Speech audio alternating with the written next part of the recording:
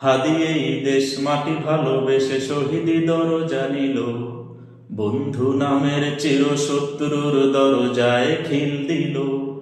শেয়াল কুকুর ডাইনোসরকে চেনালো এই বীর হাদি, শত্রু কখনো বন্ধু হয় না, বন্ধু না অপরাধী। জাহান্নামের পোকামাকড়ের উল্লাস ক্ষণকাল, যুগে যুগে ছিল ফেরাউন তবু মুছারা ছাড়েনি হাল।